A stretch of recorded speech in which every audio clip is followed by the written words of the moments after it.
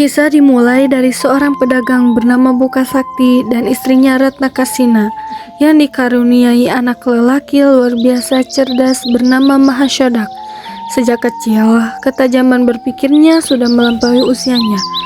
Ia kerap membantu warga desa menyelesaikan sengketa hukum dengan sangat adil, mulai dari kasus bayi yang diperebutkan dua ibu hingga mengungkapkan pemilik asli sebuah permadani indah.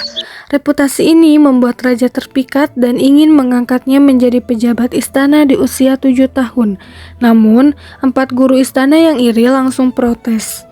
Aduh Kak, Mas Hodak hanyalah anak pedalaman yang tidak tahu adat negara. Ia tidak pantas berada di sini. Meski ditentang, Mahashodak akhirnya berhasil melewati semua ujian dari para guru.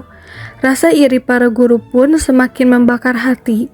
Suatu hari, perdebatan besar pecah di istana mengenai mana yang lebih mulia antara akal atau harta.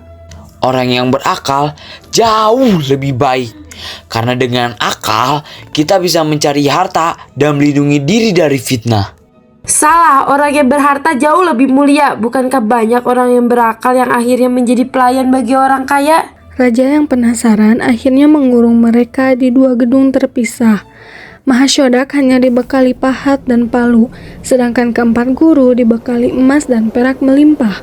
Di dekat sana, terdapat gedung penuh makanan lezat. Mahashodak menggunakan akal dan pahatnya untuk menjebol dinding dan menikmati makanan. Sementara ke-4 guru kelaparan karena emas tidak bisa dimakan.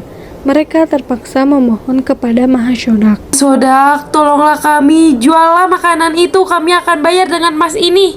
Mahashodak keluar dengan sehat dan bugar, sementara ke-4 guru kurus kering. Dendam karena malu, para guru pun menyebarkan fitnah keji hingga raja terhasut dan mengusir Mahashodak. Namun, tak lama sebuah roh pelindung mengancam memenggal raja jika gagal menjawab 4 teka-teki sulit. Dengan ketakutan, raja pun memanggil kembali Mahashodak yang dengan mudah menyelesaikan semuanya, sekaligus membersihkan namanya. Saat berusia 14 tahun, Mahashodak memilih mencari jodohnya sendiri. Ia menyamar sebagai tukang jahit keliling dan bertemu gadis sangat cantik bernama Citata. Mahashodak pun menguji kesabaran Citata dengan sengaja menyiramkan kuah sayur ke kepalanya sambil mengejek. Masakan apa ini? Benar-benar tidak enak. Bukannya marah, Citata justru tersenyum dan pergi mandi ke sungai dengan tenang. Terpikat oleh kesabarannya, Mahashodak langsung melamar Citata. Dalam perjalanan pulang, Mahashodak menguji kesetiaan Citata lagi. Ia menyuruh seorang budak tampan untuk merayu Citata dan memfitnah dirinya. Citata, tinggalkanlah Mahashodak. Dia sebenarnya penjual perempuan. Menikahlah denganku yang lebih tampan ini. Tidak akan pernah. Keteguhan hatiku tidak akan goyah. Aku tidak akan mengkhianati suamiku.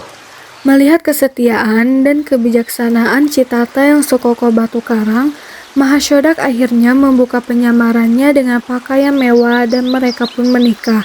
Setelah menjadi istri pejabat, Citata hidup tulus, adil kepada rakyat kecil, dan sabar menghadapi cobaan. Hidup mereka pun dipenuhi keberkahan oleh Allah Ta'ala.